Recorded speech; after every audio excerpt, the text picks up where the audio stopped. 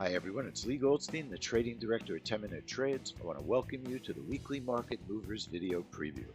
This is our trade room schedule, as well as a look at all the events that we feel will move the futures markets in the upcoming week. So let's get started.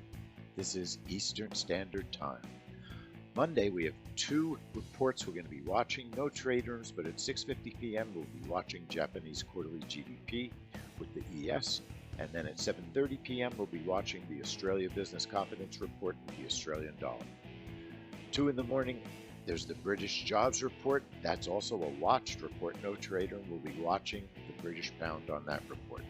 Our first trade room is Tuesday at 8 in the morning for core CPI. Then we'll be back in the room at 4 p.m. for the API crude oil report. Wednesday at 2 in the morning, there's an official British core CPI report. That has the daily trade report.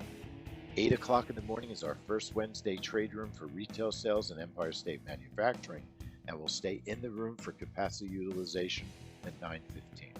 We'll be back at 10 o'clock for the crude oil report, back again at 12:30 p.m. for the 20-year bond auction, and finally at 7:15 p.m. for the Australian jobs report. Thursday at 8 a.m. we'll be in the room for core PPI, Thursday unemployment claims, Fed building permits, all in one report, and then we'll be back in the trade room at 10 a.m. for the natural gas storage report. Friday's unusual in that there are no tradable events, so it's a short week, but there are some important events that'll move markets. U.S. retail sales, CPI and PPI should be very exciting, very potentially profitable reports. So I hope you enjoyed the video, our weekly schedule. My name is Leigh Goldstein, and I'll see you in the trade room.